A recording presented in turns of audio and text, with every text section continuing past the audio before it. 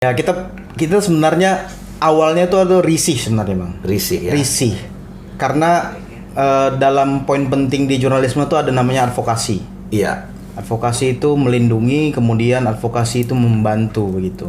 Kok pemerintah waktu itu belum berpikir untuk memberikan sembako padahal COVID-19 ini sudah merajalela dan kita disuruh di rumah. Iya. Makan apa kita nih?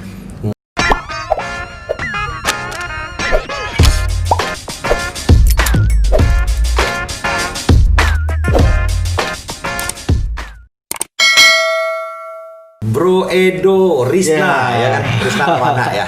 Tapi Edo. Risna Edo, itu tapi- nama saya dengan nama istri jadi nama anak bang. Oh jadi. Reynardo Lisna. Oh Jadi begitu. Risna. Gitu. Jadi saya kenal Bro Edo lah, Edo Buntal. Nah, ini double buntal sebenarnya. Jadi kalau dipikir-pikir, badan kurang lebih tadi enggak? Beratan aku sekarang bang. Ya serius tuh. 102. Oh, 102.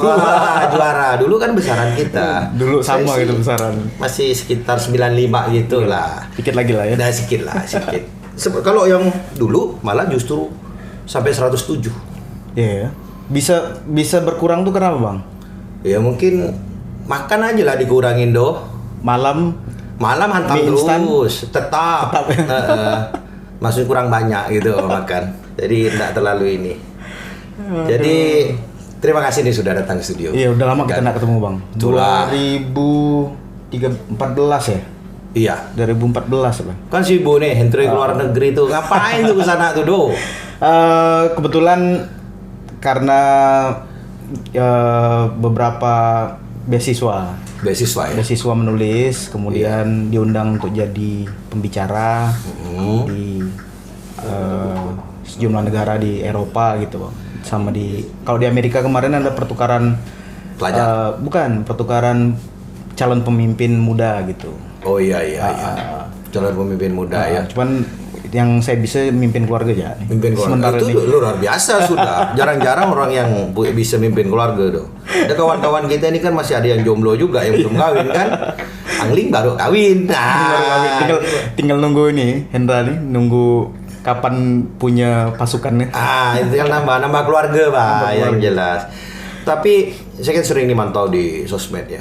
Tapi kehidupan luar nih sebenarnya seperti apa sih untuk anak muda? Kan kita tugasnya kemarin itu belajar ya. Kita belajar kan. Belajar dan mengajar bang. Belajar dan mengajar. Jadi Begitu. ada kenang-kenangan apa nih selama di sana? Jadi cerita soal Jerman dan Amrik sama Kanada lah ya.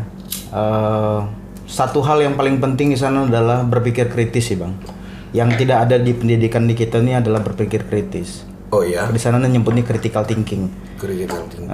Jadi misalnya anak SD di sana elementary school itu sudah diajarkan bagaimana kamu berpikir apa sih perannya bapak, ayah atau apa sih perannya ibu.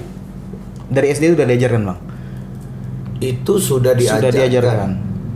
Jadi kemudian kalau kamu melakukan kesalahan, kira-kira apa solusi dan tanggung jawab yang harus kamu lakukan? Kalau di kita kan kalau misalnya kita jatuh, yang dipukul lantainya, Iya. atau yang dipukul mejanya. Kalau mereka enggak bang, Iya. anaknya jatuh, diangkat, disapu air matanya, dikasih tahu kamu salah karena kamu lari-lari. Iya. Kalau di kita Di plaza dulu. Di plaza dulu. Anaknya kadang kan? Kadang udah habis di plaza diomel kan. Iya. Ataupun yang bikin kita manja kadang-kadang adalah yang dipukul tuh ininya, lantainya, mejanya. Iya. Kalau kita jatuh atau kita terantuk lah misalnya. Jadi terkesan pembelaan kita ini terlalu tinggi sehingga menyebabkan manja bagi Iya. anak itu sendiri. Anak itu tidak bisa berpikir kritis. Itu satu. Pendidikan critical thinking. Yang kedua yang saya dapatkan di sana pemuda milenial. Iya. Milenial itu diberikan tanggung jawab yang kecil baru dia bisa mendapatkan tanggung jawab yang besar. Misalnya dia harus dipacu untuk membuat satu penelitian gitu. Iya. Terkadang kita ngerjakan sesuai dengan apa yang kita mampu kan. Bukan dibebanin kan? Bukan dibebanin.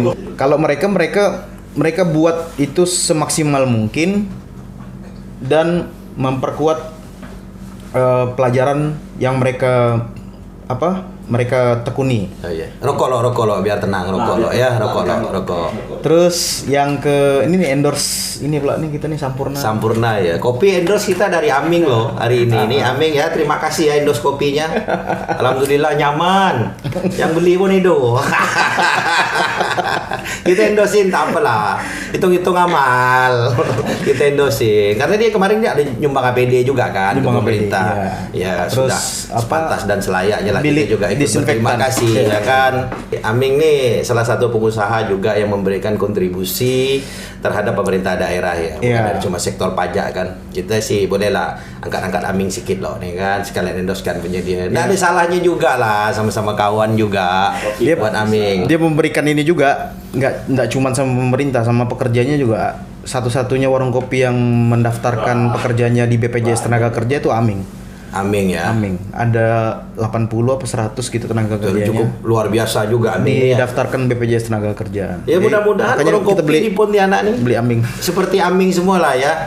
Ming, terima kasih ya Ming ya. Nanti jangan lupa kita ngopi ke sana Ming. Tenang aja Ming. Gratis. Kopi ini mantap. Edo yang bayar sih.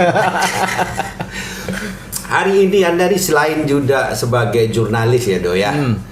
Juga seorang YouTuber.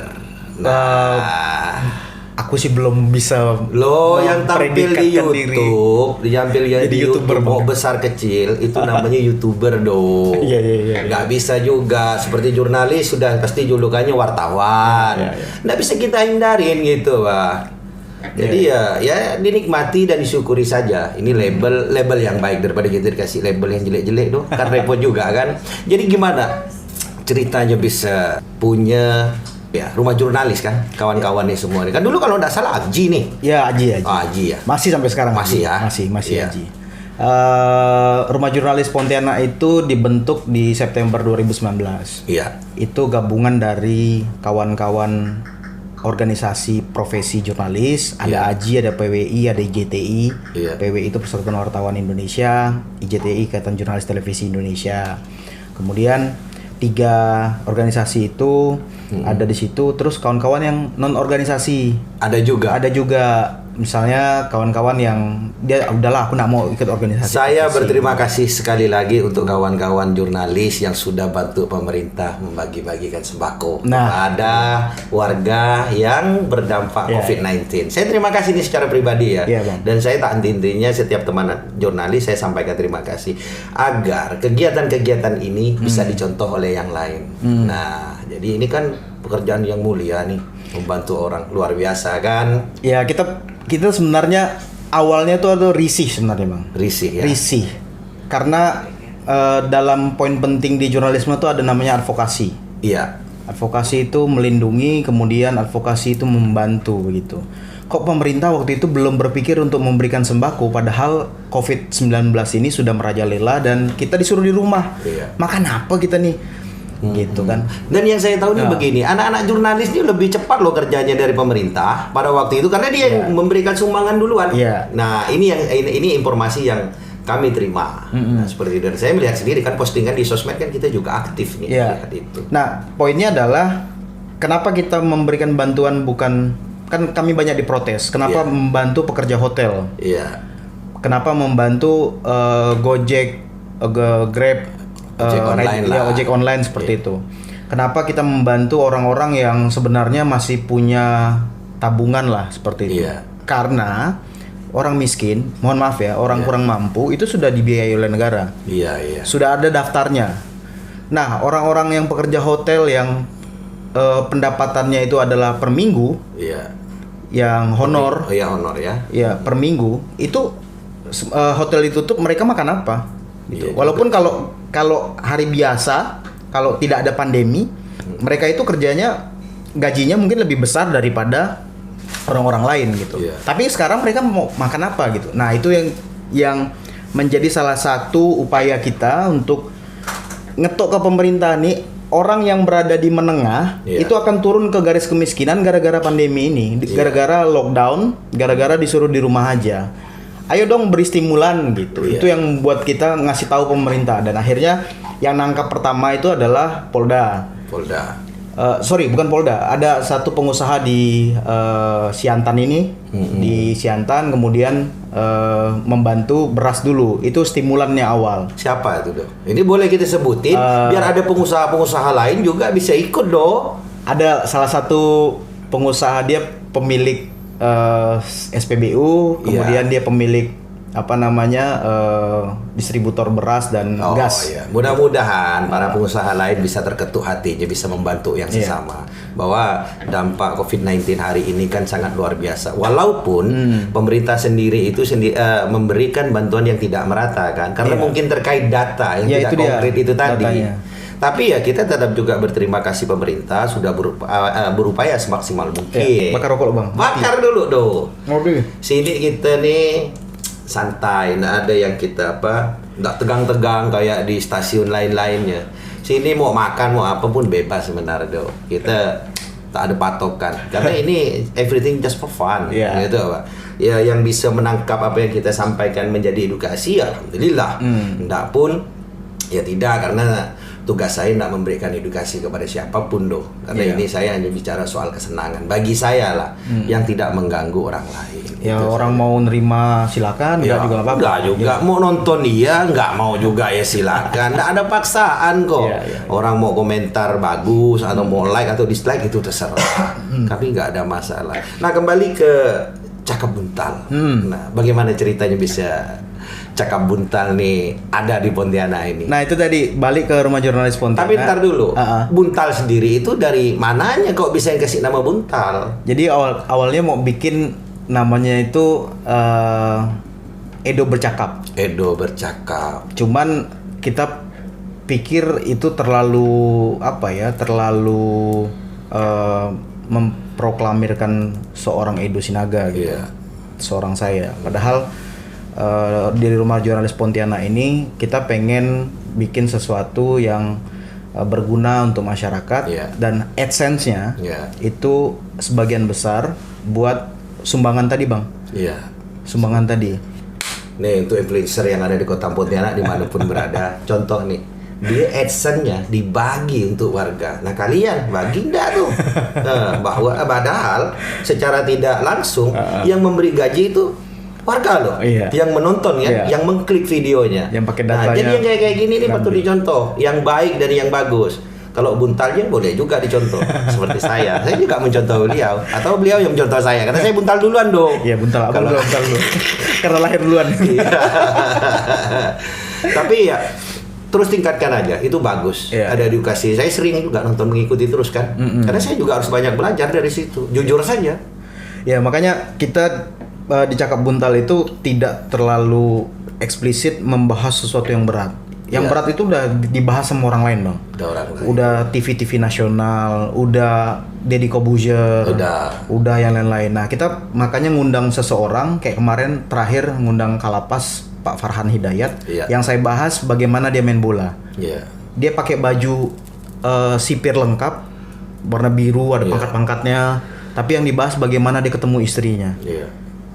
Tapi baru kali jangan suruh main bola pakai baju Kalapas. Kalau koyak, negara juga yang ganti itu kan. Habis itu negara.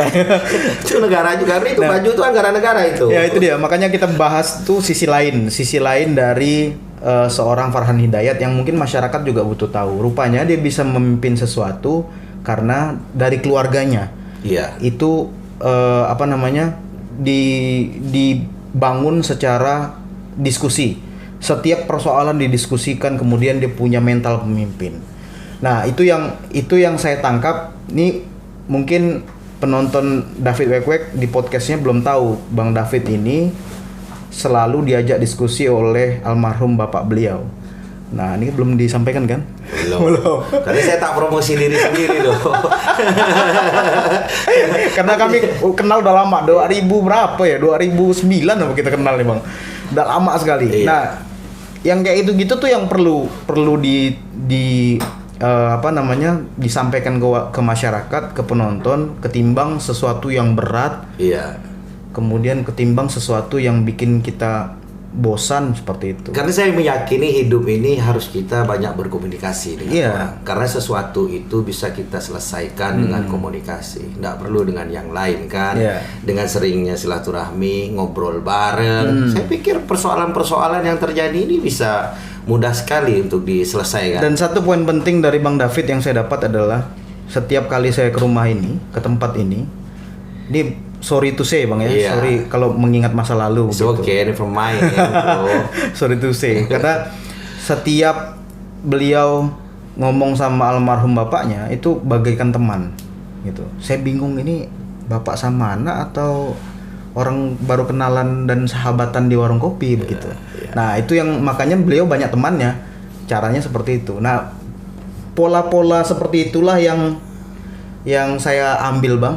Salah satunya mungkin dari Abang atau dari yang lain-lain. Pola-pola seperti itu yang saya kemas, kemudian saya bentuk dalam satu podcast yang namanya Cakap Buntal. Kita gali sisi lain dari seseorang yang mungkin berguna untuk masyarakat. Kita udah dipusingkan lah dengan berita-berita COVID-19, berita perampokan, berita jambret, lain-lain, berita ini, berita itu. Kriminal, kemudian kita udah jenuh gitu. Kenapa kita nggak menghadirkan sesuatu yang kalau kita bahas ini banyak yang nggak suka atau banyak yang suka, terserah lah. Tapi minimal orang tersebut punya nilai yang bisa dibagikan kepada orang lain. Ini kan tergantung kacamata orang melihat. Ini dia melihat ini bermanfaat atau tidak itu terserah penonton. Kita hanya menghadirkan sisi lain, hiburan saja kalau bagi saya. Saya mengundang kayak saya di podcast ya di sini. Saya mengundang teman-teman. Pertama, saya pengen silaturahmi saja. Itu niat yang utama. Habis itu saya yang ngobrol sama dia. Saya belajar dari pengalaman. Karena pengalaman kita ini tidak pernah sama loh. Iya kan? Tidak pernah sama. Macam Bro Edo punya pengalaman sampai ke luar negeri. Bahkan saya belum nih, belum pernah ikut pertukaran pelajar atau apa kan begitu. Akan tetapi semua ini kita bisa saling isi dengan komunikasi dan belajar dari pengalaman teman-teman kan. Itu yang paling penting dulu. Itu salah satu tadi kan ada pertanyaan bagaimana sih milenial di luar negeri apa yang didapatkan begitu. Itu salah satunya bahwa kita sebenarnya sudah punya kekuatan dalam berdiskusi dan berkomunikasi sebenarnya. Cuma yang kadang kita bahas itu adalah kalau di sana gibahnya lain Bang. Kalau di kita nih lagi ngumpul, yang kita gibahkan itu adalah kawan kita. Terus sesuatu yang jelek-jelek, kita ketawakan seperti itu kan. Kalau mereka gibahnya ini otentik Bang. Berpendidikan gitu. Misalnya menggibahkan dosen itu atau kalau di Amerika tuh Donald Trump misalnya mereka gibahkan, kebijakan yang mereka gibahkan Bang.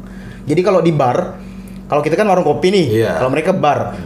Kalau di bar sambil minum scotch atau minum whisky atau minum vodka seperti itu, mereka gibahnya Donald Trump. Kebijakannya kenapa seperti ini? Dapat dari situ dapat solusi. Pulang ke rumah agak-agak tipsi dikit nih, agak-agak hangover kan, agak mabuk gitu. Mereka cari tuh di internet. Oh, kebijakan ini. Kok kita gibahnya? Kalau kita gibah Kamelonte, yang kita gibah Pak Muda, ya kan kadang-kadang yang rambutnya gondrong itu. Tak tahu masih gondrong kan enggak udah agak potong dah sikit. Dengan agak jarang-jarang senyum dia, tapi hati taman bunga pula. Itu gibah kita. Kalau mereka gibahnya di bar dengan minum yang pahit-pahit, kita di warung kopi juga pahit kalau tak dikasih gula. Tapi ya memang beda sih. Lain tempat. Lain lah. Tapi ada beberapa yang perlu kita tanamkan sama generasi muda sih Bang sebenarnya. Yang pertama adalah yuk rajin-rajin diskusi. Bikin kajian. Terus kemudian yang kedua jangan abis sudah dapat kajian jangan baper. Saya setuju nih. Kita diskusi nih misalnya nih. Kadang-kadang kan seperti itu Bang. Temannya Bang David atau temannya saya atau temannya yang lain seperti itu pada saat berdiskusi, adu argumentasi, pulang-pulang baper, dendam. Kalah diskusi. Manas. Ya kan? Manas tak berlawan tapi balasnya nanti. Itu yang bahaya di sosmed. Dia menggibah. Kata dia itulah merampok lah, ya enggak kan? Penyakit itu rupanya do. Nah, itu yang mungkin perlu kita ubah dari kehidupan. Nah, dengarkan tuh generasi milenial anak muda. Silakan do, sampaikan do. Ini yang paling penting nih. Poinnya adalah perbanyak diskusi tapi jangan baper. Jangan baper. Intinya jangan baper. Jangan baper. Apapun itu. Terus kemudian kalau punya pengetahuan yang masih, kadang-kadang tuh pengetahuan tuh kayak tato bang, sedikit tuh ditunjuk-tunjukkan. Iya. Kalau orang yang memang udah bertato lama, Iya. orang-orang punya tato lama, tato pertamanya adalah yang pasti yang di dalam baju, Iya. bukan yang di luar. Iya. Beda dengan sekarang bang. Iya. Orang-orang sekarang bikin tato, itu yang nampak duluan, baru yang ke dalam. Iya. Kayak gitu. Nah, kayak gitu, pengetahuan dan diskusi itu kayak tato. Kayak tato Kayak ya. tato, sedikit tunjuk-tunjukkan. Macam saya nih tato tungau tuh, cuma saya tidak pernah tunjukin tuh tato tungau, dan ngelihatnya pun harus pakai kaca pembesar baru nampak. Tapi bercanda, saya tahu dia tato. Takut saya. Poinnya sih gitu. Poinnya adalah yuk belajar banyak-banyak. Intinya membaca sih sebenarnya. Membaca. Jangan cuma hanya mendengar satu atau menonton satu konspirasi kemudian meyakini atau bahwa satu literatur lah ya kan. Satu literatur meyakini konspirasi inilah yang paling benar. Itu salah. Padahal seharusnya kita ini sadar sebenarnya apa yang ada di otak kita ini belum tentu yang paling benar. Betul. Itu Justru yang kita butuh literatur lain untuk membenarkan apa yang kita pikirkan, kan begitu. Maka kadang-kadang kalau saya tidak mencari pembenaran tuh, karena mencari kebenaran dan mencari pembenaran itu kan satu hal yang berbeda. Walaupun katanya sama, kan seperti itu. Nah itu dia balik lagi ke critical thinking. Iya. Makanya semua yang saya omongkan 1, 2, 3, 4 itu bertautan lah, berkelindan erat, bertalian erat begitu dengan kehidupan kita. Ketika kita mendapatkan satu literatur, kita harus berpikir kritis. Benar enggak nih? Ada enggak pembandingnya? Nah, ada enggak pembandingnya? Seperti itu. Itu yang saya dapatkan dari beberapa kali saya keluar lah ya. Berarti dia beranggapan tidak serta-merta apa yang dia pikirkan itu yang paling benar. Iya, betul bang. Kalau dia masih mencari literatur. Nah, bedanya dengan orang kita kan enggak mungkin. Kadang-kadang seperti itu. Enggak semua sih. Kadang-kadang. Apa karena orang kita ini terkenal dengan kadang ada istiqomahnya. Jadi mempunyai pemikiran satu, istiqomah dia itu aja yang dia pikir yang paling benar. Padahal di luar sana banyak literatur yang tidak kita baca. Nggak, kadang-kadang nih bang ya, kalau abang bahas soal istiqomah, kadang-kadang ada beberapa orang, teman-teman saya lah gitu. Kadang-kadang dia bypass bang. Bypass ya. Langsung potong jalur. Kan abis ikhtiar, tawakal. Iya. Kalau dia tawakal dulu bang, ikhtiarnya. Dulu. Ini yang terjadi fenomena baru ini, fenomena baru. Jadi dia belum dapat sesuatu yang pas dengan ikhtiar dia. Dia udah tawakal. Oke, saya tawakal bahwa ini yang paling benar. Ada aja. Tapi tak apa-apa lah kalau dia memang juga bersikuku yang seperti itu ya kita aminkan. Mudah-mudahan apa yang dia anggap benar itu memang benar begitu. Tapi makanya kita, kalau saya pribadi sih tetap sering tanya teman ya, karena saya sering komunikasi dengan kawan-kawan bertanya. Karena saya tidak peduli dia mau umur berapa, ini kan persoalan angka aja kalau umur. Tapi pemikiran dan kedewasaan seseorang itu kan tidak diukur dari seberapa tua atau mudanya dia. Tapi sikap dan perilakunya menyikapi sesuatu itu saja. Macam ente ini kan masa mudanya dihabiskan di jurnalis kalau enggak salah. Masa muda ini kan luar biasa dengan pemikiran yang sangat matang hari ini, dengan postur yang agak buntal-buntal sedikit ya sama dengan saya. Tapi kan setidaknya kita punya pemikiran yang agak sedikit berbeda, punya cara pandang yang sangat berbeda kan begitu. Kan tetapi banyak hal lah yang perlu kita saling belajar lah kan begitu. Itu enaknya bertukar pikiran bang. Iya. Makanya tadi di poin pertama sekali Bang David sampaikan bahwa ngundang banyak orang tuh untuk silaturahmi, yaitu silaturahmi itu kan selain bertemu, berbicara, kemudian bertukar pikiran. Nah itu dia, itu bagian dari ikhtiar. Sebelum kita tawakal. Jangan sampai dibalik-balik. Tapi sesuatu itu juga kadang-kadang kalau sudah memang takdirnya biar dibolak-balik pun tetap aja kan gitu, karena kita sudah percaya dengan hal-hal seperti itu. Ya kalau saya pada dasar dan intinya berbuat sebaik sajalah kepada manusia, kepada teman-teman. Urusan perkara kita dengan Tuhan itu beliaulah yang punya hak kuasa. Karena saya yakin ampunan yang Maha Kuasa ini jauh lebih besar dari harapan kita, kan begitu. Udah masuk podcast religi. Wah, ini berat ini. Masuk podcast religi. Tapi inilah, kalau sudah ketemu ente ini apa yang bisa dibahas tuh? Karena Itulah. ini nyambung gitu, Iya, Pak. Bang. Satu frekuensi ya orang zaman sekarang bilang ya. Mau keluar jalur masuk lagi, keluar jalur masuk lagi. Itu serunya. Karena kan beliau ini kita tak cukup waktu untuk podcast. Bisa 5 jam. berjam-jam. Nah kebetulan di studio ini juga saya sudah kedatangan Lanceng Braben ya. Selamat siang semuanya. Tuh udah cantik-cantik nunggu. Hari ini podcast agak sedap mata memandang tuh. Daripada kita lihat Pak Haji terus kan begitu. Nah itu yang jadi persoalan kan.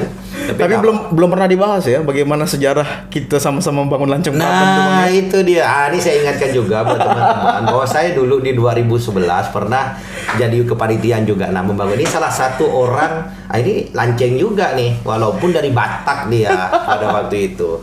Cuman kalau dihitam-hitamkan ya Madura juga sih modelnya. Tapi itulah keberagaman suku yang ada di Indonesia yang harus kita syukuri, yang tidak dimiliki oleh negara-negara lain. Nah, beda bahasa, beda suku, beda agama, tapi diikat oleh kebenekaan. Nah, yang hari ini sudah mau hampir terkoyak-koyak. Oleh hoax, oleh berita-berita yang tidak benar, sehingga sekarang orang-orang lebih inklusif ya, agak lebih tertutup ya, kan lebih aneh. Padahal kita memaknai Pancasila ini cukup luar biasa. Kita sadar betul, macam saya, mana pernah saya minta jadi orang Madura. Waktu penyebutan pertama kali aja ini salahnya waktu pertama kali. Kalau pada waktu itu orang bilang saya ini orang barat nih, bule nih, mungkin sampai sekarang gue dikalahin bule Itu aja kan.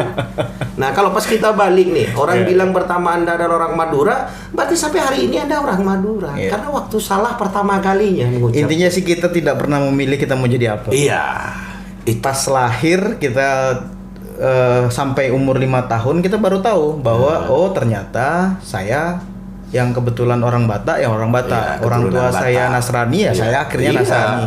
Itu kita nggak bisa milih nih, nggak bisa milih ya lahirnya seperti itu mau gimana. Agama ini kan warisan. Iya Bang. Nah di negara-negara lain tuh harusnya kita bersyukur sebenarnya. Di negara-negara lain tuh mereka hanya berkecimpung dalam 7 suku begitu, atau kayak Afghanistan itu hanya 4 suku dan perang besar-besaran di sana.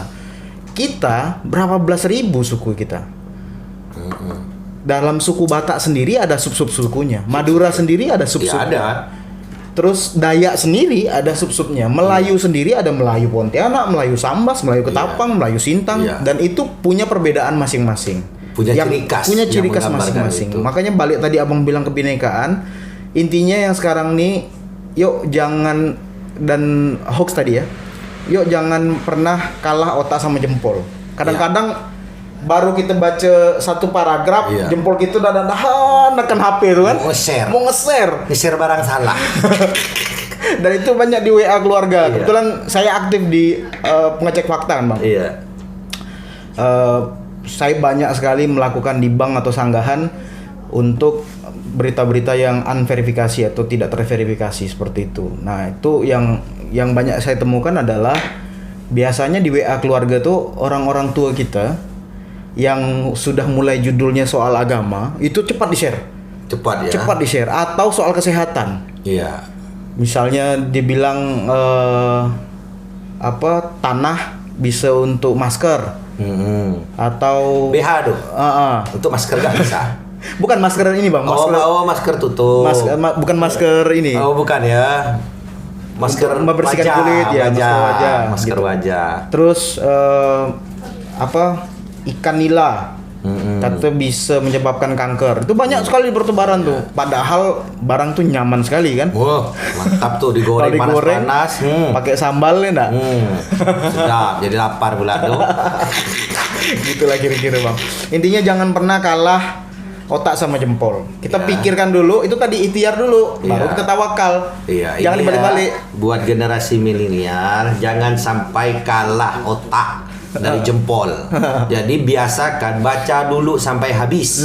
Habis itu cari perbandingan benar apa tidaknya. Kalau saya berita hoax ini simple aja Saya lihat dulu siapa yang ngirim beritanya, dari siapa. Kan banyak sekarang nih. Tiba-tiba adalah judulnya link beritanya dari ini. Tapi yang kebenarannya saya tidak yakin. Karena sekarang ini kan banyak media-media yang hanya menciptakan hoax. Dan anehnya orang Indonesia itu lebih suka hoax. Iya. Lebih karena kebiasaan, enggak semua orang Indonesia sih, Bang. Iya. Kebiasaan manusia itu adalah dia selalu, nih kita bicara psikologi ya.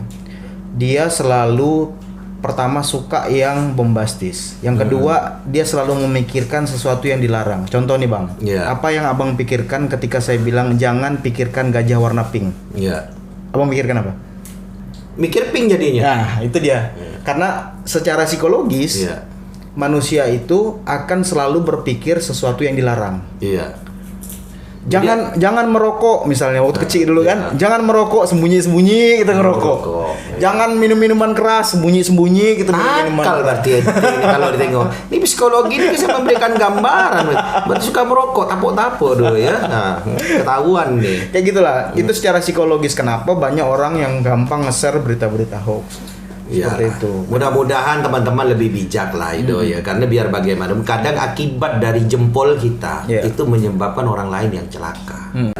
Bro Edo, saya berterima kasih sekali lagi nih sudah hadir di studio nih ya. Terima kasih. Ngobrol dengan Anda ini bukan di podcast, Bang. Saya ini. Enaknya di warung kopi yang punya waktu kosong dan luang panjang. Kalau di podcast ini ya memang terbatas. Begitu. Tapi karena memang ngobrolan kita nih enak terus, nyambung, frekuensi tadi Anda bilang tuh sama, jadi ya tidak ada bosan-bosannya. Orang yang bosan nengok kita yang nunggu di studio kan malah kena jeprat omel, belum lagi Ari yang suka lewat ke belakang entah apa yang dilihat kan, ini mau diapain. Tapi saya terima kasih ya, salam buat kawan-kawan yang ada di rumah jurnalis dan juga di Agji ya. Yang saya tahu kan Anda nih di Agji. Kemarin postingannya Agji sekarang sudah punya komunitas baru. Ini kan saya anggap komunitas baru nih. Kata Bro Daeng kemarin, ya saya seru aja sih ceritain. Cuman mau bergabung, mau lihat apa paling lah saya nanti panggil ngopi-ngopi aja kan. Itu lebih enak sih. Ya, Bro Edo ya. Jangan lupa lanjutin terus tuh cakap buntalnya. Sip, saya suka nonton dan kami undang kapan-kapan kita bisa collab. Kalau saya lu tinggal WA aja. Bang, kapan? Oh, saya siap. Karena Bang Aris juga. Jangan tak diundang. Oh, ya nanti tenang, siap, Doi.